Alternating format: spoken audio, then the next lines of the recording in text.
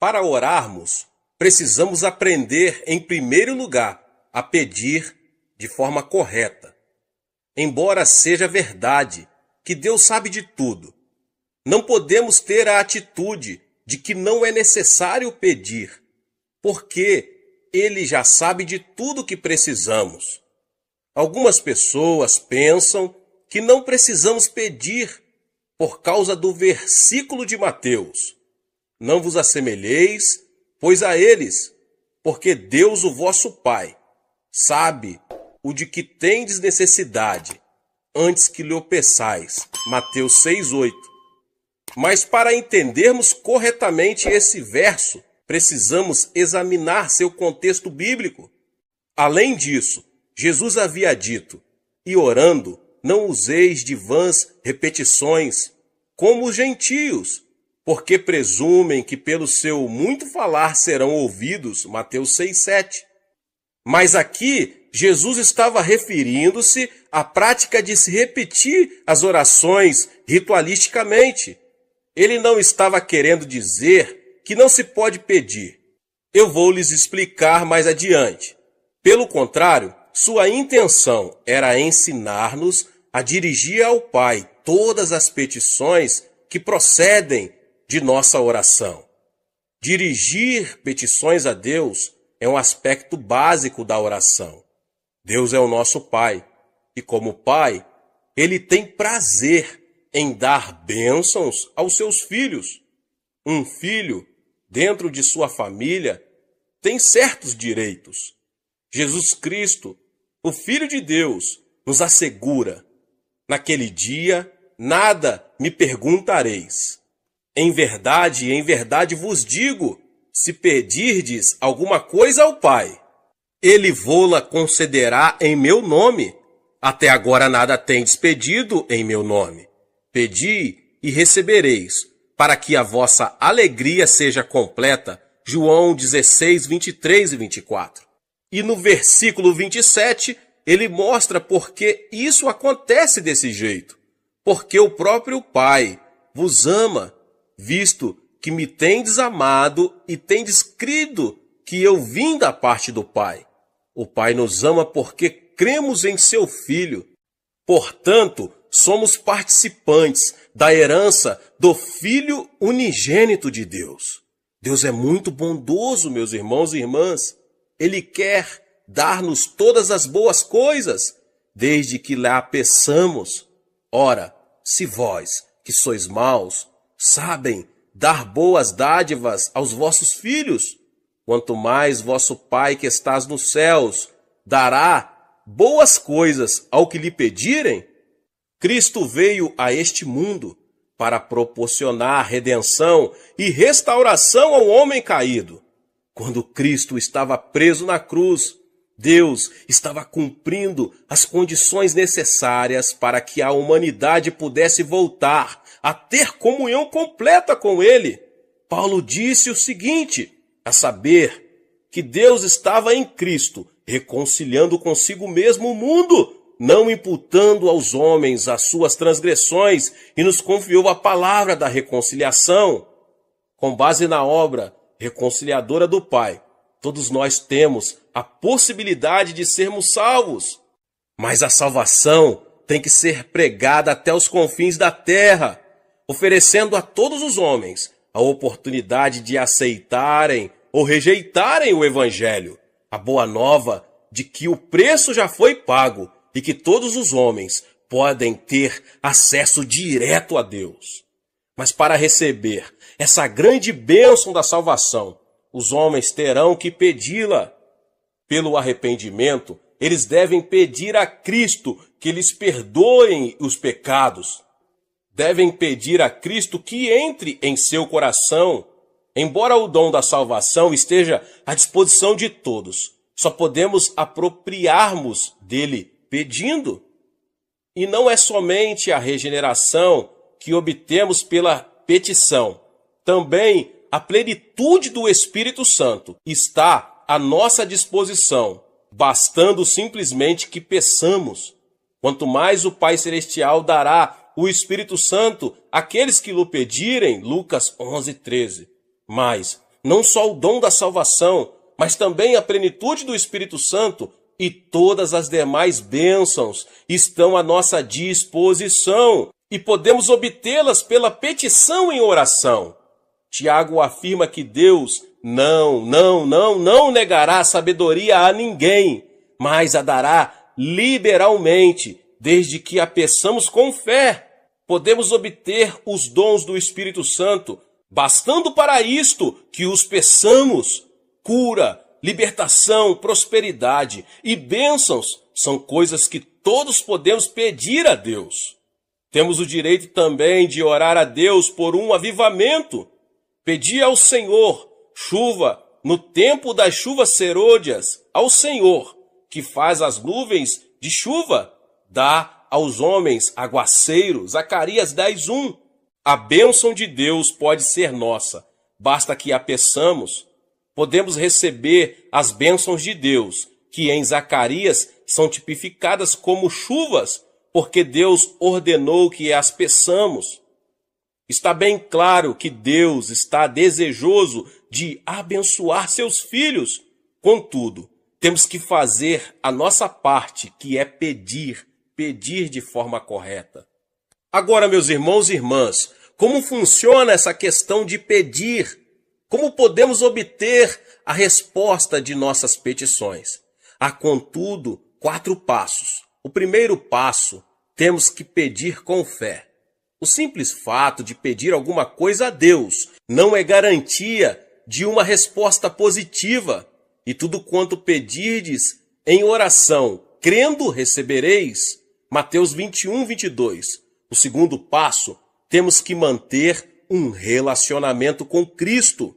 Se permanecerdes em mim e as minhas palavras permanecerem em vós, pedireis o que quiseres e vos será feito. João 15:7. Quando permanecemos em oração, desenvolvemos-nos espiritualmente, de modo que os desejos dele passam a ser os nossos. O terceiro passo, temos que ter a motivação correta. Pedis e não recebeis, porque pedis mal, para esbanjardes em vossos prazeres. Tiago 4:3. Sabemos que é desejo de Deus dar-nos boas coisas. Contudo, muito de nossos pedidos são inspirados por puro egoísmo. Deus quer que nossas petições tenham a finalidade de glorificá-lo. O quarto passo é, temos que pedir segundo a vontade de Deus. Será que isso quer dizer que teremos de procurar saber primeiro, antes de orar, se Deus quer que sejamos curados? Não. E é por isso que é tão importante conhecermos as Escrituras. A Bíblia nos diz qual é a vontade de Deus. Mas quando oramos, pedindo algo que Deus já nos prometeu, temos certeza de que oramos segundo a sua vontade. E esta é a confiança que temos para com Ele, que se pedirmos alguma coisa segundo a sua vontade, Ele nos ouve.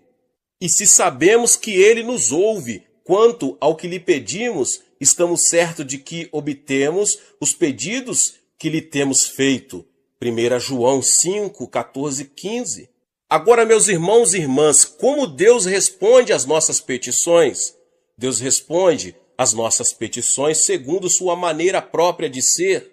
Ele não se limita a nos dar exatamente aquilo de que precisamos. Ele nos dá em abundância.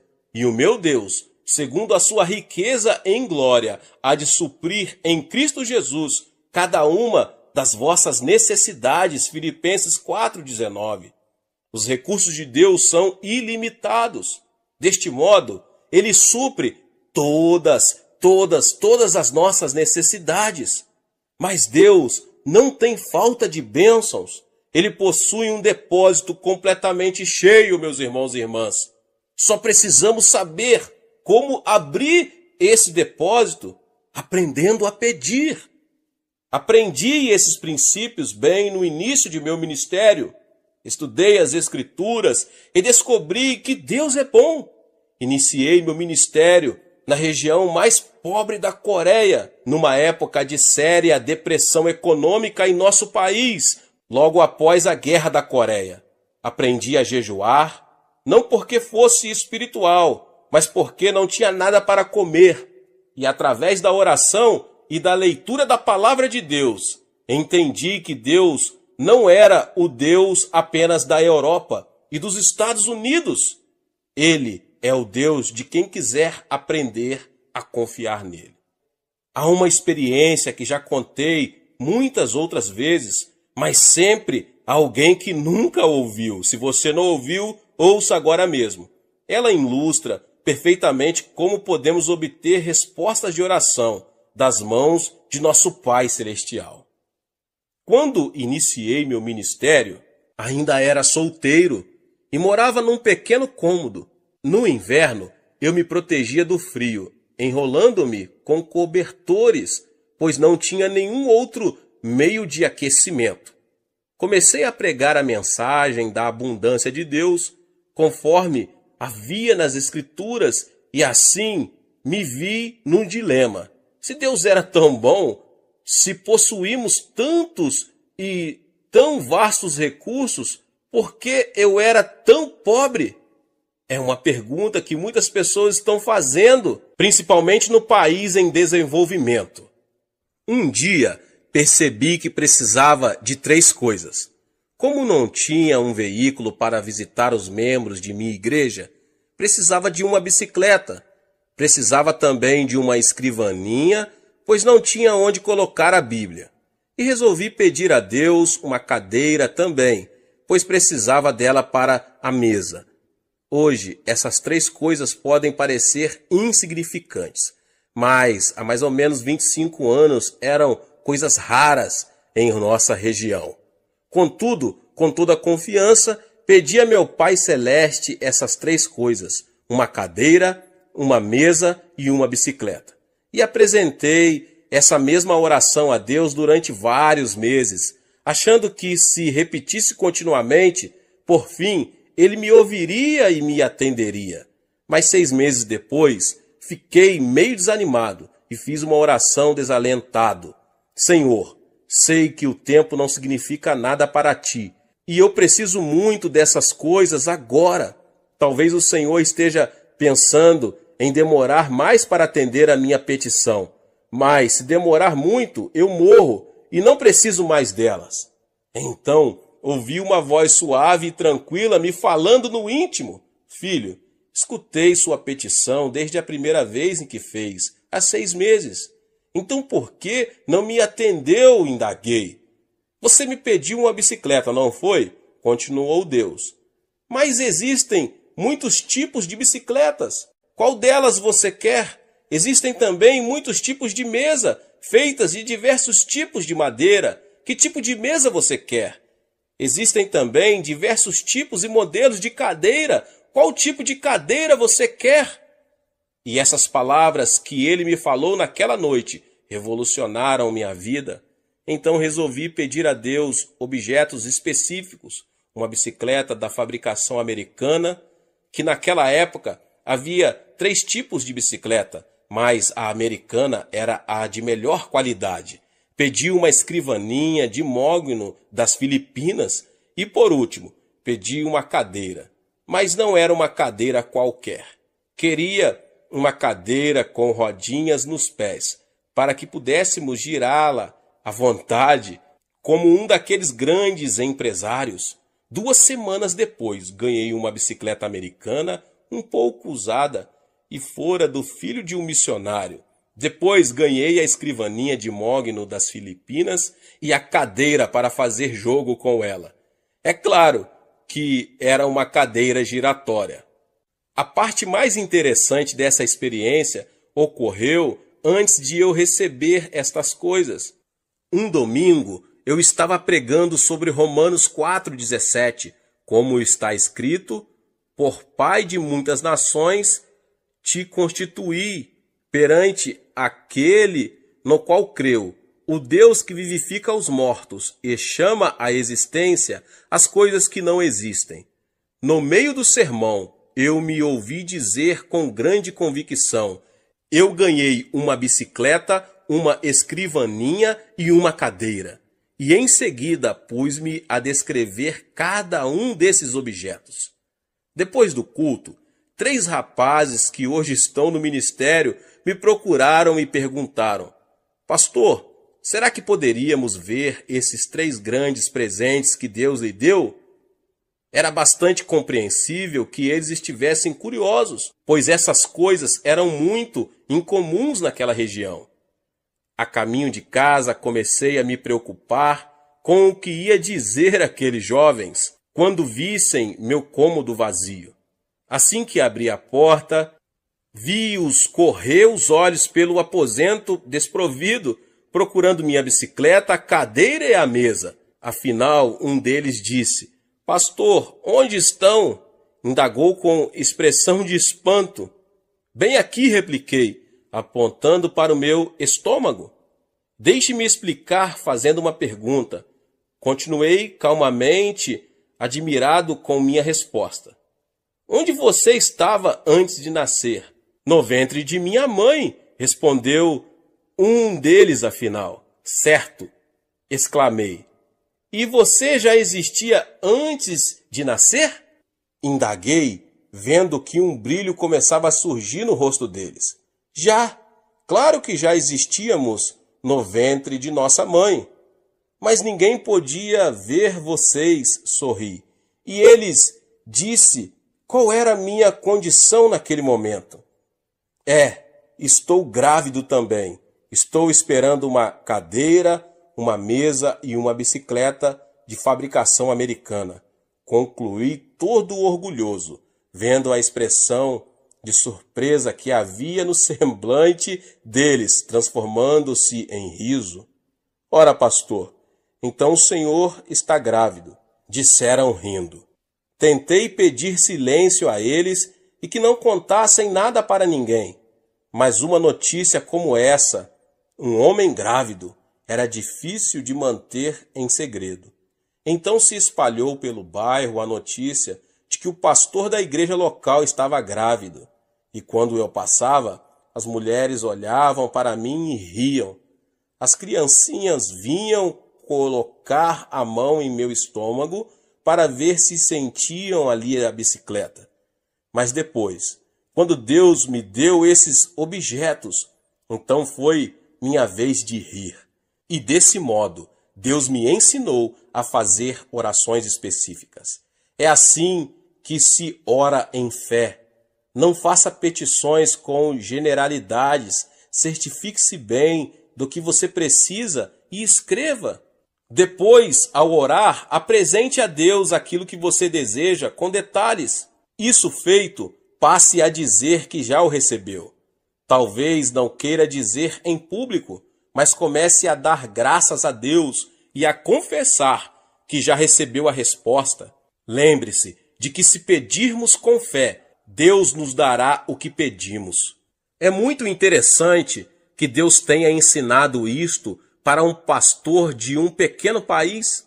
Parece que geralmente só os pastores de países do Ocidente falam sobre a abundância das bênçãos de Deus ao atender suas necessidades.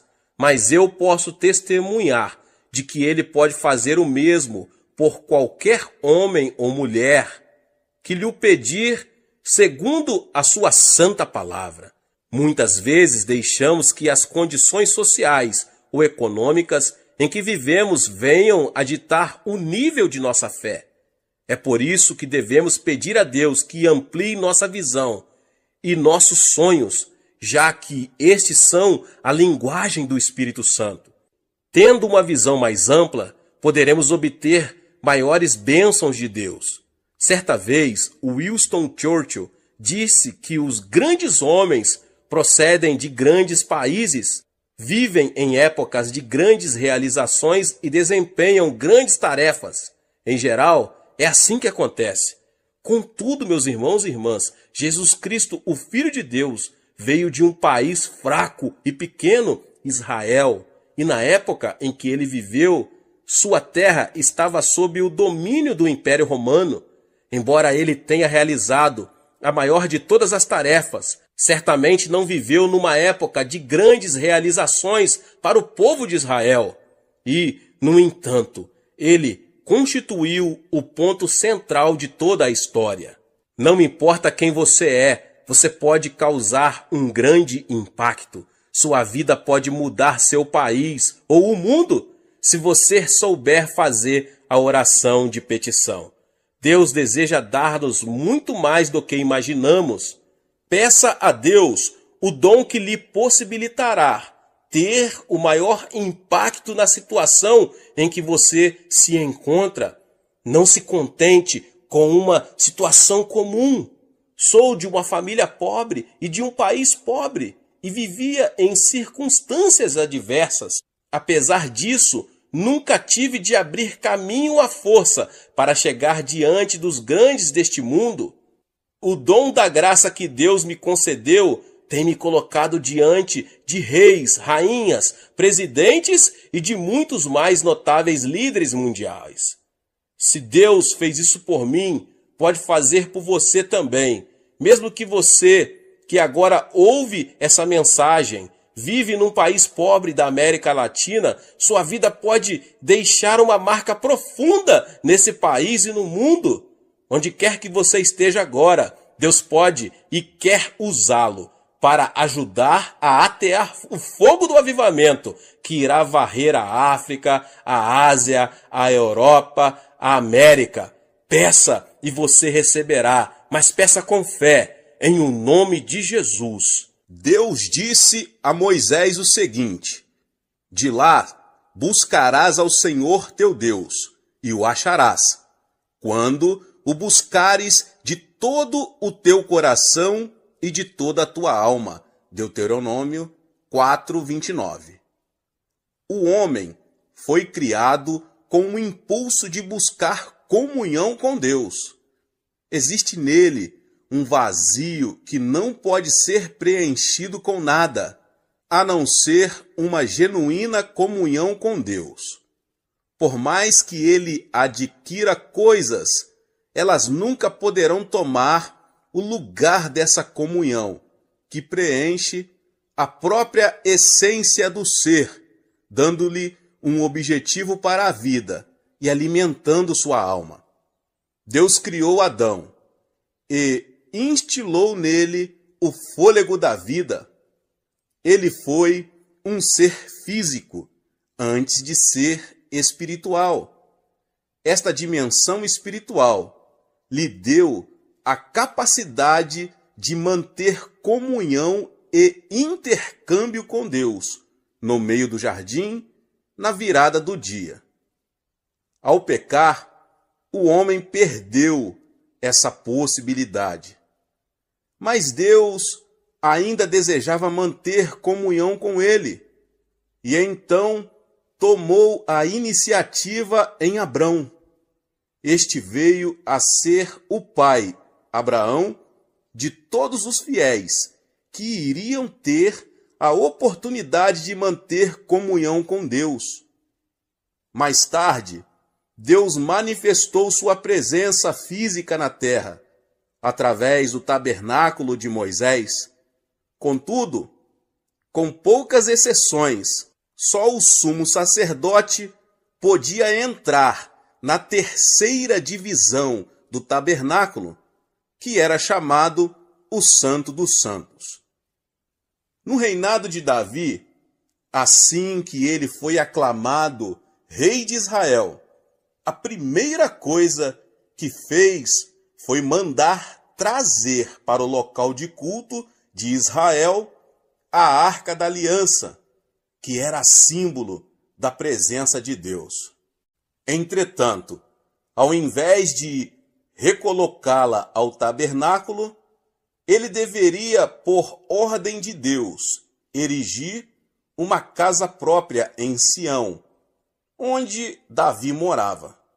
Pois o Senhor escolheu a Sião, preferiu-a por sua morada. Salmos 132:13. Em Sião, Deus teria um contato direto com Israel e manteria comunhão com seu povo. Todavia, a adoração que o povo prestava a Deus voltou a assumir um estilo ritualístico.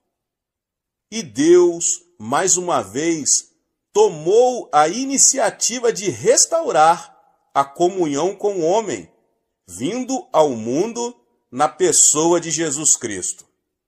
Hoje, na era da igreja, Deus nos deu o Espírito Santo, para que pudéssemos manter comunhão com o Pai e o Filho. Jesus disse: Ele me glorificará, porque há de receber do que é meu e vô-lo-á de anunciar. Tudo quanto o Pai tem é meu, por isso é que vos disse que há de receber do que é meu e vô-lo-á de anunciar. João 16, 14 e 15. E depois ele diz mais: aquele que tem os meus mandamentos e os guarda, esse é o que me ama, e aquele que me ama será amado por meu Pai, e eu também o amarei e me manifestarei a ele. João 14, 21. E no versículo 23 ele diz: se alguém me ama, guardará a minha palavra, e o meu Pai o amará, e viremos para ele e faremos nele morada. A oração como petição é muito importante para obtermos as coisas de que precisamos. Mas orar não é apenas pedir, é mais que isso. Jesus disse: buscais e achareis. Deus não é um mero depósito de bens, de onde retiramos tudo o que precisamos, por mais nobre que seja a nossa motivação. Ele é um ser vivo que deseja manter comunhão conosco. Mas vem a hora, e já chegou, em que os verdadeiros adoradores adorarão o Pai em espírito e em verdade, porque são estes que o Pai procura para seus adoradores. João 4, 23. Portanto, o outro nível de oração, que vem depois da oração de petição, é buscar. Isso não implica supressão da petição. O maior não suprime o menor, mas o menor está sempre incluído no maior.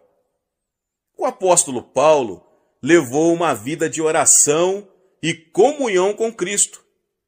Ele dá o seguinte testemunho à igreja de Filipos: mas o que para mim era lucro, isto considerei perda por causa de Cristo. Sim, deveras considero tudo como perda, por causa da sublimidade do conhecimento de Cristo Jesus, meu Senhor, por amor do qual perdi todas as coisas e as considero como refúgio para ganhar a Cristo. Filipenses 3, 7 e 8.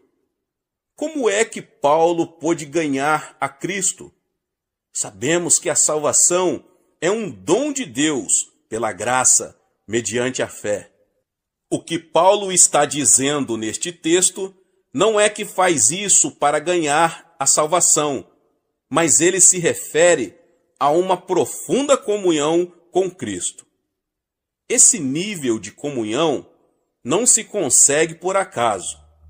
Tem que ser buscado e, por isso, exige esforço da nossa parte. O que Paulo recebeu com esse tipo de oração? Ele responde a essa pergunta no verso 10.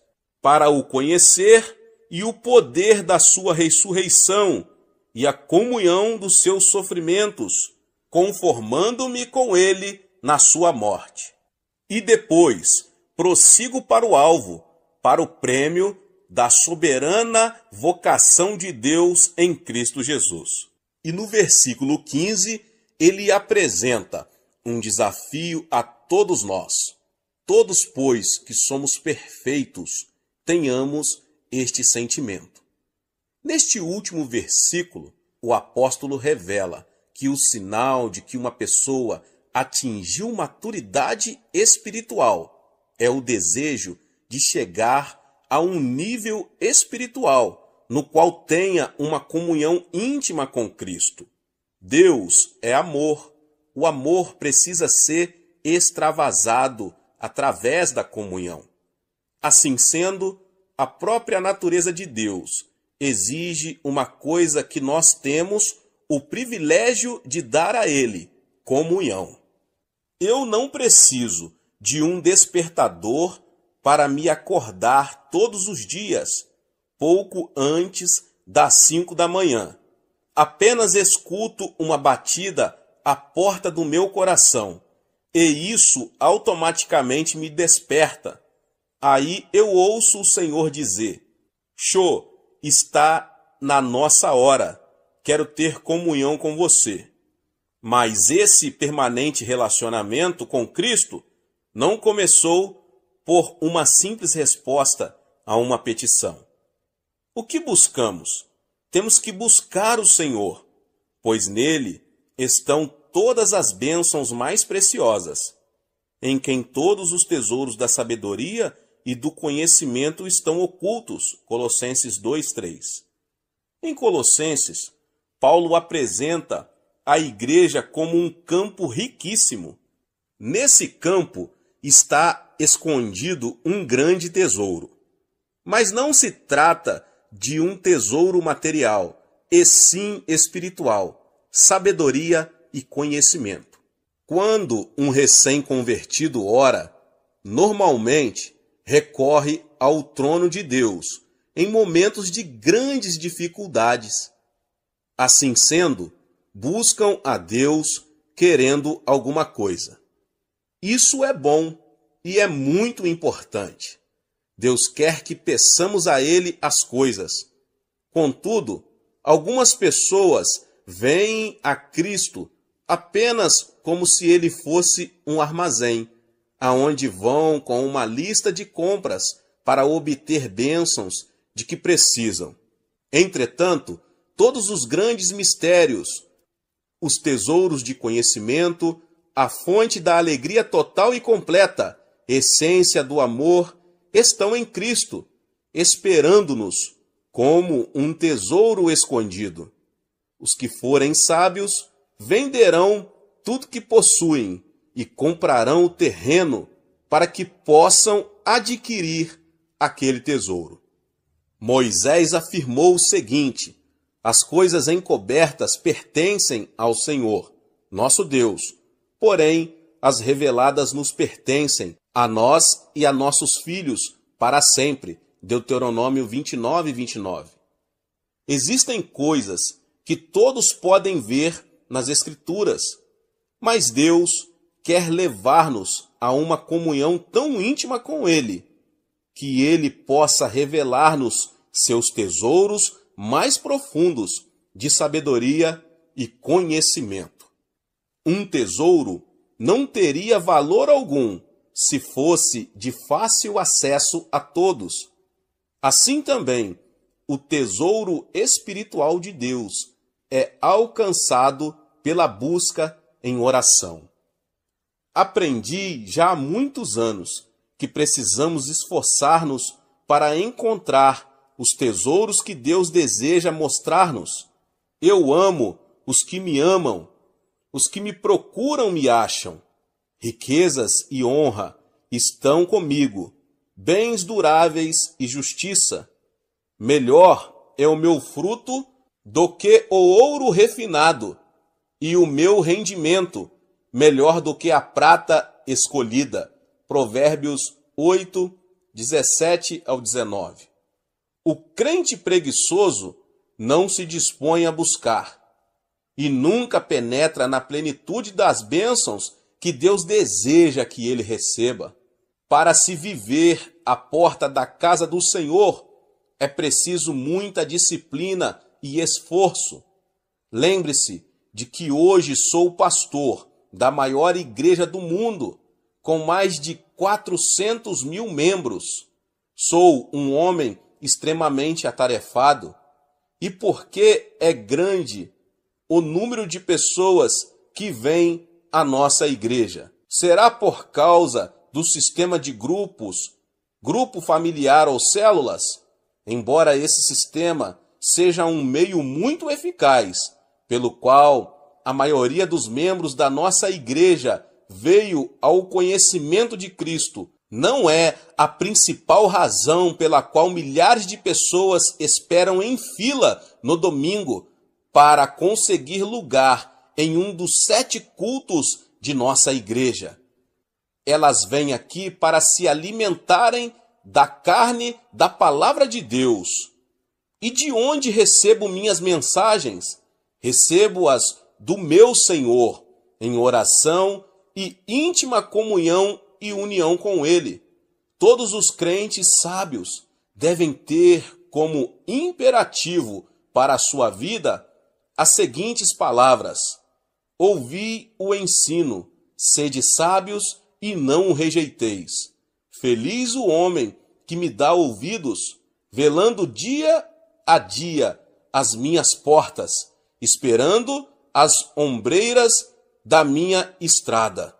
Porque o que me acha a vida e alcança favor do Senhor. Provérbios 8, 33 ao 35. Se você não possui uma vida espiritual vibrante, é que ainda não aprendeu a buscar o Senhor. Se ao estudar a palavra de Deus, não recebe novas revelações da realidade espiritual, então é possível que ainda não tenha entrado na segunda fase da oração: buscai e achareis. Embora orar seja apresentar petições a Deus e buscá-lo numa dimensão de profunda comunhão, também é interceder junto a Ele no Espírito Santo.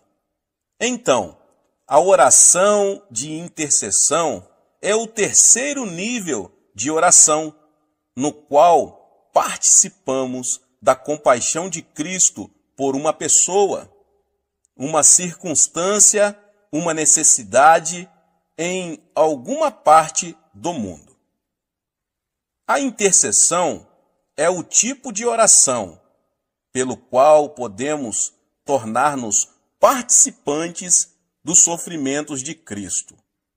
Quando oro no Espírito Santo, sei que algumas dessas orações têm como objetivo pessoas e circunstâncias de outras partes do mundo. Posso não conhecer com exatidão os detalhes do problema, mas Ele conhece e me usa para orar até o fim, até eu ficar sabendo que Deus já atendeu a petição. Um amigo missionário narrou-me um fato miraculoso que mostra a importância da intercessão. Um grupo de missionários estava viajando num deserto da África. A certa altura, sobreveio-lhes um forte vendaval que os obrigou a mudar a rota. 2 dias depois, seu suprimento de água acabou. Ficaram a vaguear pelo deserto, sofrendo desidratação. De repente, deram com um poço de água e foram salvos. Mais tarde, voltando a esse lugar onde tinham sido salvos, constataram que o poço não existia. Na ocasião em que estavam passando por aquela necessidade, alguém estivera intercedendo em oração e Deus fizera um milagre. Em 1965, conheci uma senhora que me relatou sua experiência de intercessão em favor de nossa igreja. Após fundar minha primeira igreja, que ficava numa localidade afastada de Seul, comecei um trabalho pioneiro para a organização de uma igreja no centro da capital. 20 anos antes de eu começar essa igreja em Seul, aquela senhora tinha tido 3 visões dela. Após cada uma das visões, ela intercedeu por nós no Espírito. Na ocasião em que ela orava, 1944. O país ainda estava debaixo da ocupação japonesa e não havia ainda qualquer plano acerca da igreja. Mas o Espírito Santo sabia que essa igreja, que se chamava de Igreja de Sudaemon, por causa do local onde se situava, iria tornar-se a igreja central do Evangelho pleno. Deus usou aquela senhora fiel numa oração de intercessão para levar o Espírito Santo a pairar sobre essa área muitos anos antes que a visão viesse a se concretizar. E quando o Espírito paira sobre uma região, ele tem consigo toda a dinâmica da vida, assim como uma semente, no plano material, tem consigo a vida e dá origem a ela. Esse ponto é muito importante, e por isso que desejo estender-me um pouco mais nele. Na concepção de uma criança, o óvulo da mãe e o espermatozoide do homem já trazem consigo um complexo código, que é, na verdade, uma estrutura básica do que aquele indivíduo será no futuro, determinado por esse código genético. Quando o Espírito Santo produz vida, grande parte da dinâmica dessa vida é determinada pela vontade de Deus e implementada pelo Espírito Santo. Em 1944, ninguém imaginava que no futuro Deus ergueria no centro de Seul uma igreja que seria o meio pelo qual toda a nação coreana iria receber o Evangelho. Mas o Espírito Santo sabia, pois conhece a mente de Deus. Por isso, ele despertou uma fiel intercessora que iria orar no Espírito 20 anos antes de tornar-se evidente a realidade pela qual intercedia. Essa senhora viu a igreja, viu que ela seria a maior igreja do mundo. Ela teve a mesma experiência de Simeão e Ana, em Lucas, no capítulo 2. Eles reconheceram que a criança que se achava diante deles naquele momento e que tinha apenas 8 dias de nascida, seria o Messias de Israel. Agora, quais são as qualidades de um intercessor? Simeão constitui um exemplo perfeito das qualidades que o intercessor deve possuir. Em primeiro lugar, ele era um homem de oração. A pessoa que quiser entrar no ministério de intercessão tem que ser dedicada à oração. Em segundo lugar, ele era paciente.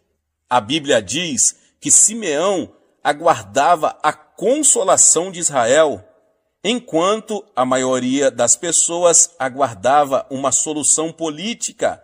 Ele sabia que a solução para o problema do povo de Israel seria espiritual. Assim sendo, poderia esperar muitos anos para ver a resposta de suas orações. Em terceiro lugar, ele era cheio do Espírito Santo. Só uma pessoa que possui o Espírito Santo pode suportar o peso da oração da intercessão. Em quarto lugar, ele confiava. Simeão tinha recebido a revelação de que veria a resposta de suas orações antes de morrer. Então ele passou a ir ao templo todos os dias, fielmente, durante anos e anos, até que chegou finalmente a ocasião em que Cristo foi apresentado ali. Em quinto lugar, ele era um homem de visão. A profecia que ele fez sobre o Cristo menino deixou José e Maria maravilhados. Portanto, ele estava enxergando a realidade de Cristo, mais do que a própria mãe dele e do que o pai adotivo. Antes do nascimento de Cristo, o Espírito Santo tinha levantado 2 intercessores fiéis.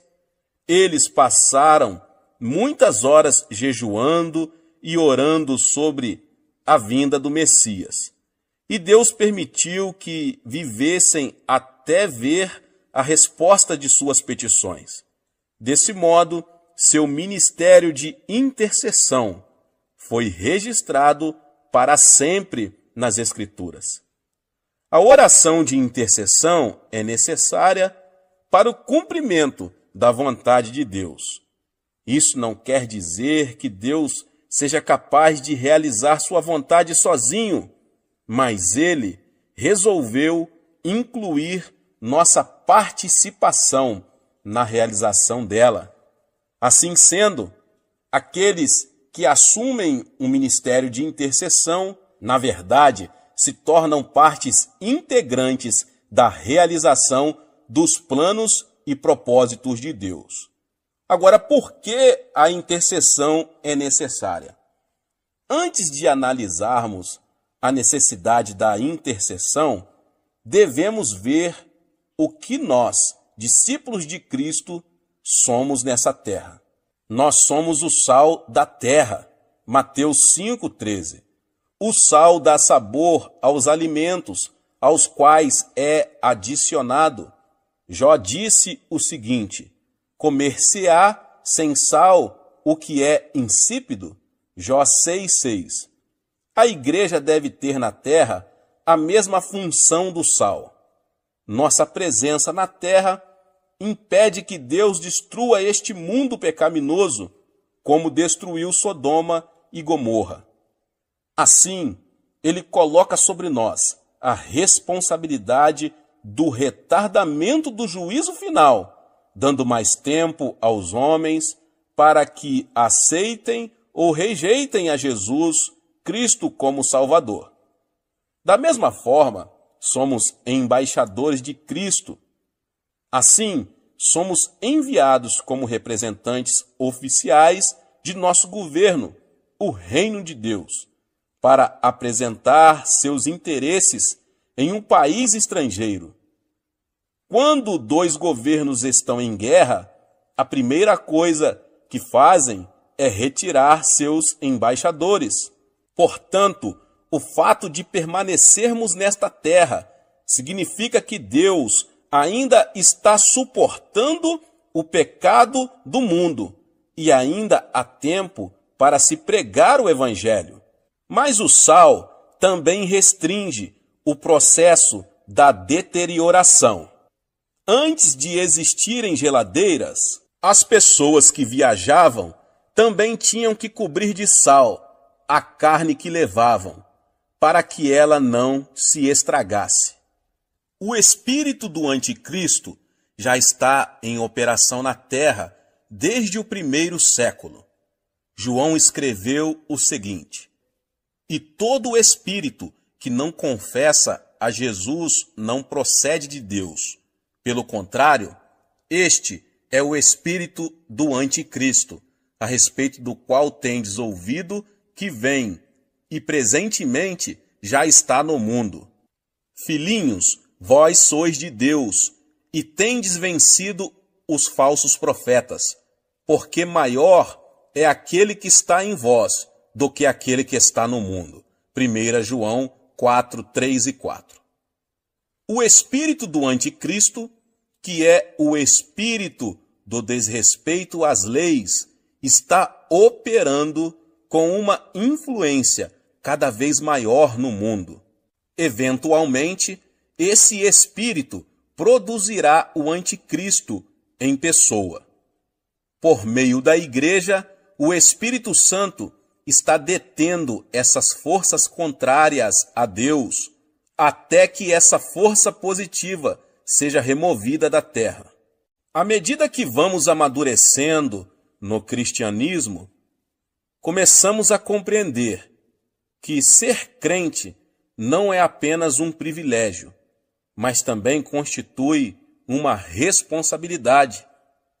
E sendo a principal barreira que impede a expansão da influência de Satanás no mundo, precisamos entender bem a importância da oração de intercessão.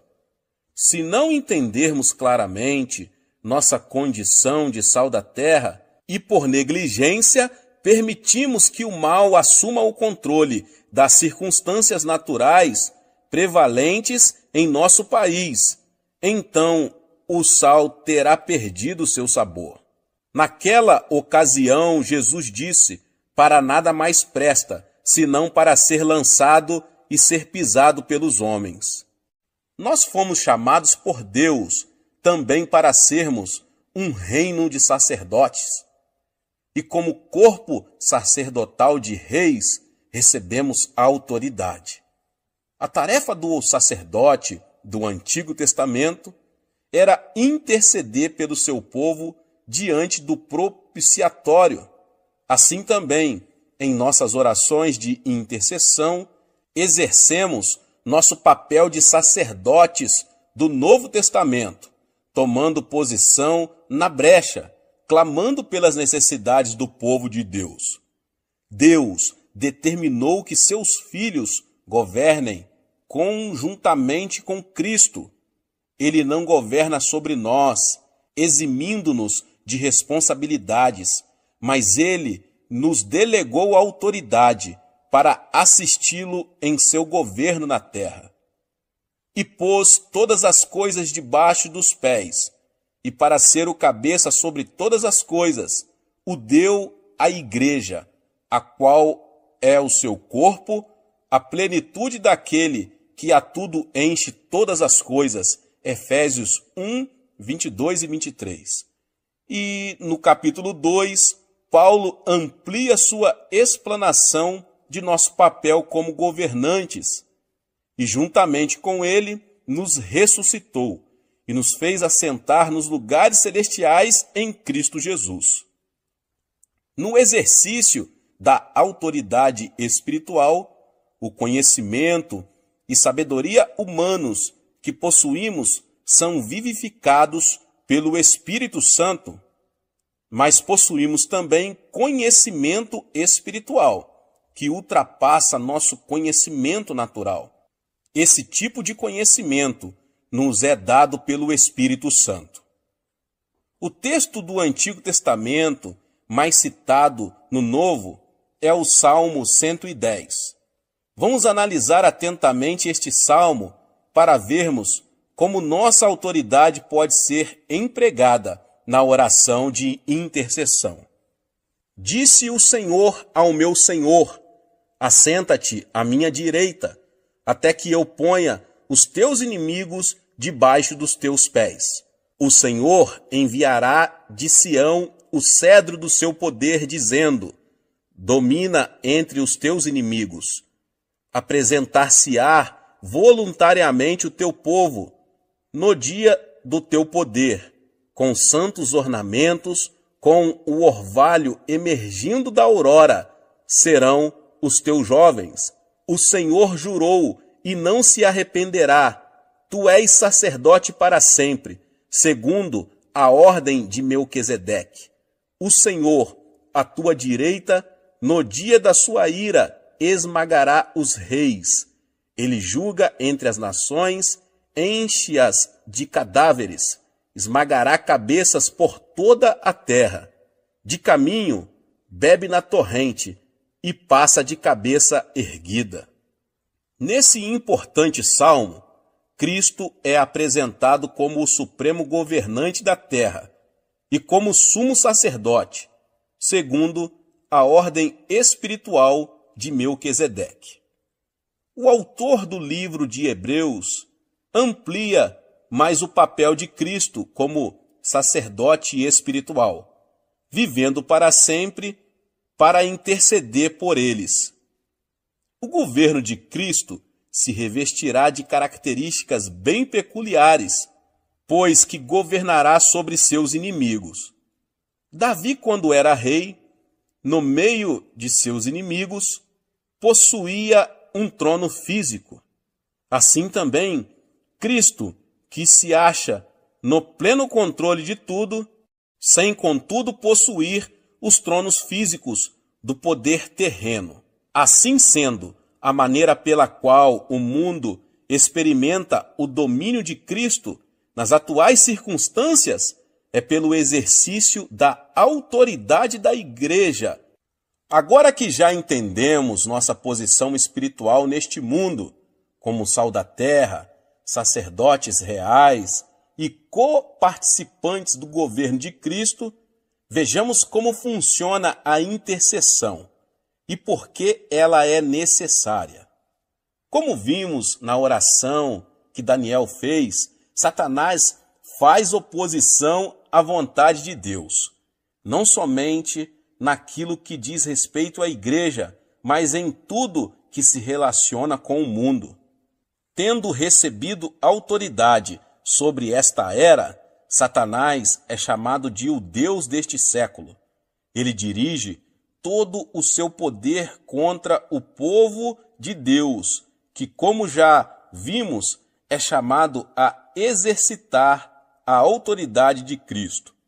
Sabendo que a igreja é o principal obstáculo às suas pretensões na terra, Satanás se esforça para nos devorar como um leão que ruge. Entretanto, o evangelho tem que ser pregado e as nações têm que chegar ao conhecimento de Cristo. Vemos aí dois interesses conflitantes. E como vemos pelo estudo da história, quando há conflito de interesse entre as nações, surgem as guerras.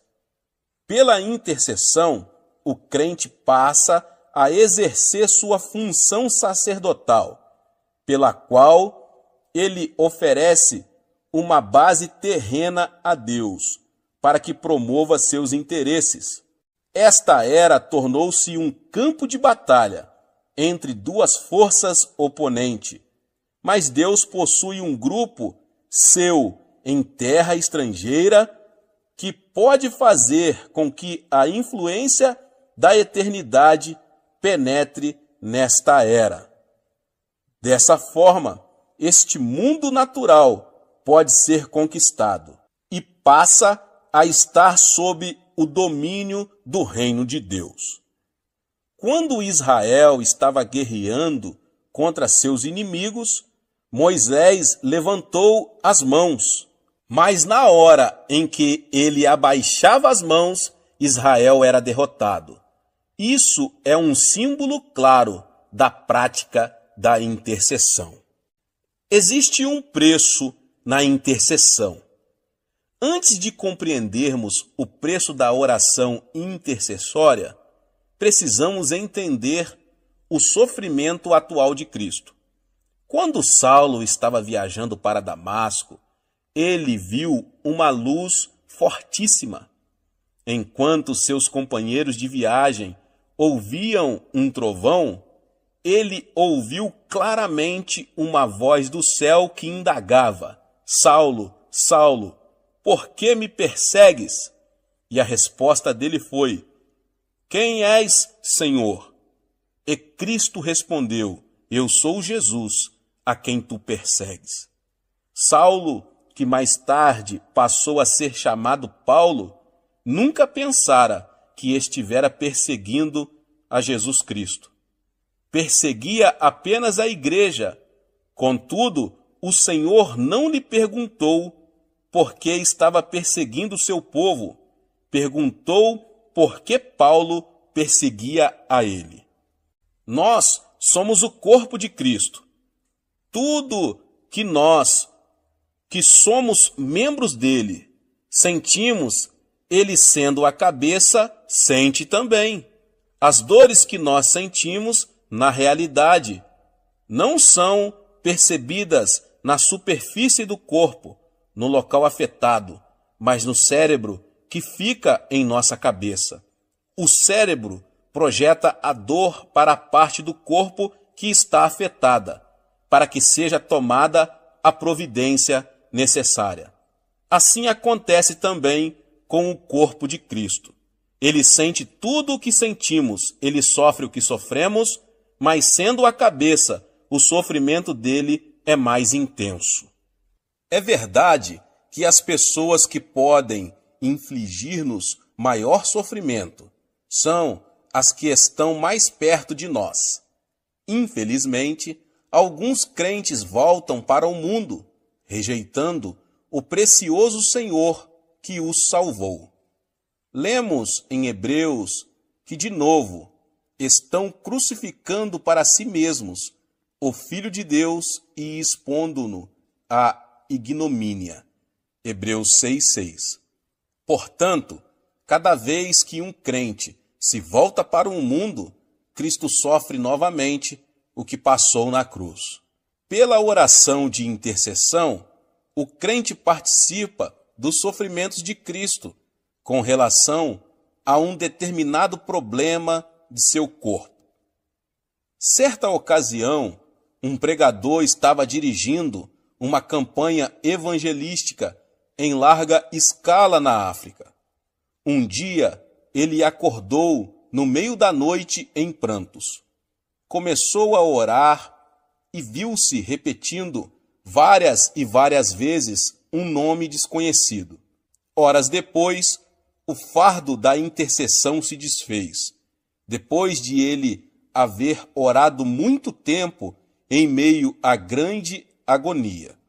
Então, ele encerrou sua oração. No dia seguinte, ele viu nos jornais um relato muito estranho. Naquela noite, um povoado, cujos habitantes eram cristãos, tinha sido massacrado. O nome do povoado era o mesmo que ele estivera falando na noite anterior, e pelo qual chorava. Cristo sofrera a dor de seu povo, mas encontrara alguém que estava disposto a participar de seu sofrimento e de interceder no Espírito. Paulo escreveu o seguinte: para o conhecer e o poder da sua ressurreição e a comunhão dos seus sofrimentos. Filipenses 3:10. Nesse versículo, Paulo demonstra que não apenas quer gozar do poder da ressurreição de Cristo, mas também está disposto a ter comunhão com ele em seus sofrimentos. Em nossa igreja, dispusemo-nos a iniciar um ministério de intercessão. Já aprendemos a exercitar a oração da petição e estamos vendo nossas necessidades serem atendidas. Praticamos também a oração devocional, de modo que gozamos de comunhão com nosso maravilhoso Senhor. Mas estamos ainda mais comprometidos com a oração de intercessão, de modo que estamos presenciando um avivamento em nossa terra, e o veremos no mundo todo. Não existe nenhum outro lugar da terra onde se saiba que milhares de pessoas estão jejuando e orando continuamente, entre 3 e 10 mil pessoas.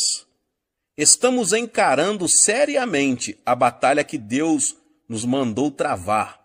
Estamos utilizando com toda seriedade as armas espirituais que nos garantirão a vitória.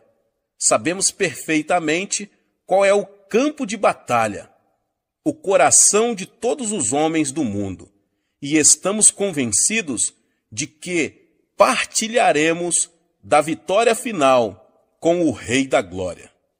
Quais portas adentramos ao fazer orações de intercessão? Além da sua função comum, como meio de entrada numa casa ou prédio, a porta é usada metaforicamente como entrada para uma experiência espiritual ou para uma oportunidade. Por isso, Jesus disse: "Eu sou a porta." Ele é o meio pelo qual o homem pode chegar ao Pai. Paulo empregou essa palavra como uma entrada para uma oportunidade. Ele disse: "Ora, quando cheguei a Troade para pregar o Evangelho de Cristo, uma porta se me abriu no Senhor. Não tive, contudo, tranquilidade no meu espírito." 2 Coríntios 2, 12 e 13. Escrevendo à igreja de Filadélfia, João relata esta revelação de Cristo: conheço as tuas obras, eis que tenho posto diante de ti uma porta aberta, a qual ninguém pode fechar. Apocalipse 3:8. Mas a porta não é apenas um símbolo de oportunidade para se pregar o evangelho de Jesus a uma comunidade. É também uma oportunidade para uma pessoa, como diz o Senhor: eis que estou à porta e bato. Se alguém ouvir a minha voz e abrir a porta, entrarei em sua casa e cearei com ele e ele comigo. Apocalipse 3:20. Existem portas de acesso às nações e grupos étnicos que podem ser abertas. Assim que ela se abre, essas pessoas podem receber fé e crer. Ali chegados, reunida a igreja, relataram quantas coisas fizera Deus com eles e como abrira aos gentios a porta da fé. Atos 14:27.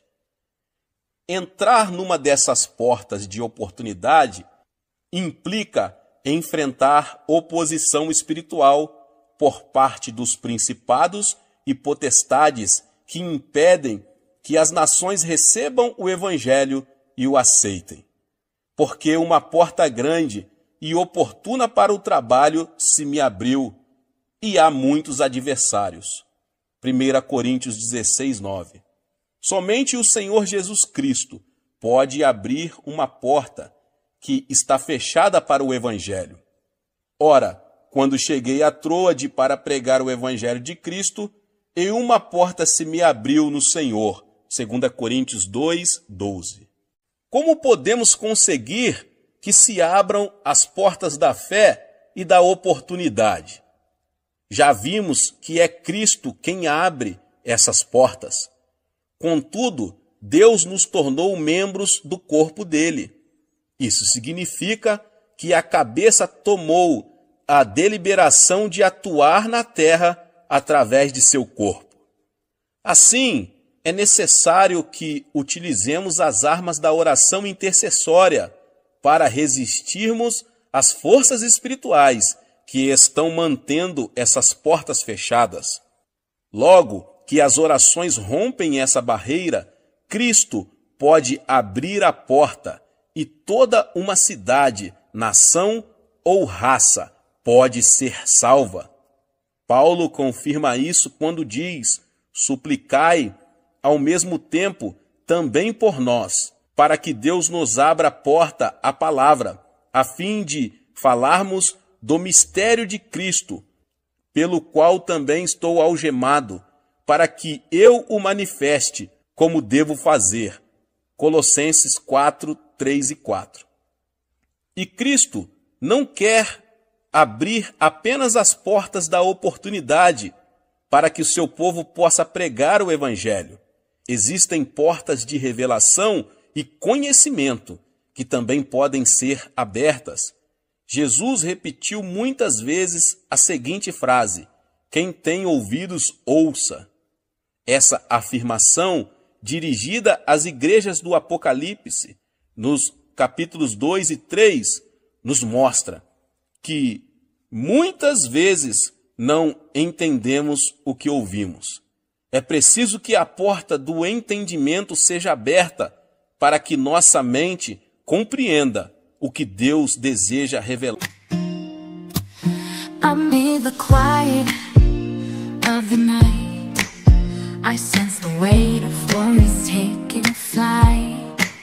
But darling, listen close and hear my plea. In this melody I ask, darling, don't you weep for me. In the shadows where fears reside, I find solace in the love you provide. With every step you ease my pain. In your embrace I found shelter from the rain. Darling, don't cry, don't shed a tear, for I'll be your friend. fortress, I'll always be near. Though storms may rage and oceans may roar, I'll stand by your side. Depois destas coisas, olhei, e eis não somente uma porta aberta no céu, como também a primeira voz que ouvi, como de trombeta, ao falar comigo, dizendo: sobe para aqui, e te mostrarei o que deve acontecer depois destas coisas. Imediatamente eu me achei em espírito. Apocalipse 4, 1 e 2. Vimos no livro de Atos que Deus pode abrir uma porta de oportunidade e mantê-la aberta, para que preguemos o evangelho sem empecilhos. Paulo tinha sido acusado formalmente e conduzido a Roma, que naquela época era o centro da pecaminosidade. Ele orou e pediu a outros que intercedessem por ele. Por fim, abriu-se ali uma porta, pois 2 anos permaneceu Paulo na sua prova, onde recebia todos os que o procuravam, pregando o reino de Deus e com toda a intrepidez, sem impedimento algum, ensinava as coisas referentes ao Senhor Jesus Cristo. Atos 28, 30 e 31. E assim termina o livro de Atos. É importante observar que o Espírito Santo encerra o livro, como que deixando uma porta aberta. Naturalmente, muita gente sabe que o livro não tem um fecho gramatical bem definido. Podemos deduzir isso, já que Lucas, sendo médico, deveria ter um bom domínio do grego, que ele ainda está sendo escrito, pois a igreja ainda está realizando os atos do Espírito Santo. Embora saibamos que, ao final, Paulo foi executado, o fato é que a história oficial da igreja primitiva conclui com uma nota positiva. Depois que Deus abre a porta da oportunidade espiritual, ninguém pode proibir a pregação do Evangelho. Deus pode, inclusive, bloquear a oposição que emana de nossos próprios irmãos em Cristo. É uma pena que tenhamos de desperdiçar tantas energias devido à falta de unidade dentro da igreja. Em vez de o povo de Deus lutar contra vosso verdadeiro inimigo, o diabo, muitos se opõem uns aos outros. Contudo, pode haver uma porta aberta que atue de forma de bloqueio para a oposição que brota de dentro. Paulo experimentou isso em Atos 28. Então, eles disseram: nós não recebemos da Judéia nenhuma carta que te dissesse respeito. Também não veio qualquer dos irmãos que nos anunciasse ou dissesse de ti mal algum. Portanto, está claro que o que os crentes do mundo inteiro precisam entender e começar a fazer é atuar nesse terceiro nível da oração, a intercessão. Bata e a porta se abrirá. Como já afirmei, não podemos fazer uma distinção muito exata entre os 3 tipos de oração. Podemos fazer petições, ter comunhão e intercessão no mesmo momento de oração. É difícil interceder sem ter comunhão com Cristo. Nossas petições serão mais eficazes na comunhão. E a intercessão implica fazer petições e ter comunhão. Contudo, se entendermos mais claramente esses 3 tipos de oração, poderemos orar com maior eficiência. Quando novos convertidos, encaramos a oração como um meio pelo qual podemos receber bênçãos de Deus. Com o passar do tempo, vamos amadurecendo espiritualmente e desejamos mais que isso. Agora, nossa experiência já não possui mais aquele forte sabor de novidade e podemos até pensar que estamos nos afastando da fé. O que está acontecendo, na verdade, é que estamos sendo desmamados e já nos encontramos preparados para ingerir alimento sólido. É então que precisamos passar a ter comunhão espiritual com Cristo através da obra do Espírito Santo. Assim, quem tem início o nosso relacionamento pessoal com Cristo, começamos a ter o mesmo sentimento que Ele. Não podemos mais permitir que as coisas continuem do mesmo jeito de antes. E por isso nos apresentamos voluntariamente para fazer parte do exército da oração. Davi proferiu a seguinte profecia: apresentar-se-á voluntariamente o teu povo no dia do teu poder. Muitos perguntam por que estamos gozando de um avivamento contínuo aqui na Coreia. Nós nos dispusemos voluntariamente a orar até que o evangelho seja pregado no mundo todo, e as portas irão se abrindo à medida que as forças espirituais do mal forem sendo imobilizadas em nome de Jesus. Seja membro do canal Vinícius Siqueira e obtenha benefícios que só os membros têm. Então, você que já é inscrito no canal e ativou o sininho das notificações, logo você vê o botão Seja Membro, clique nele e obtenha os benefícios. E o primeiro benefício é que você tem uma mensagem destacada.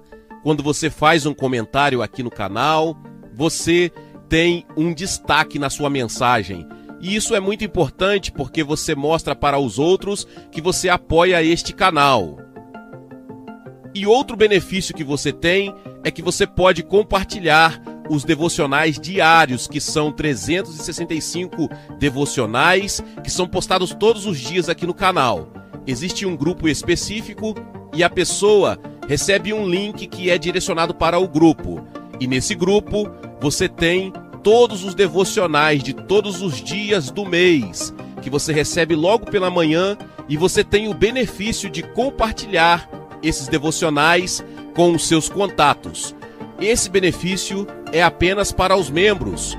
No YouTube não tem como compartilhar os devocionais, apenas ler na comunidade do YouTube, mas quem é membro tem o benefício de compartilhar com todos os seus contatos e as suas redes sociais. Seja membro!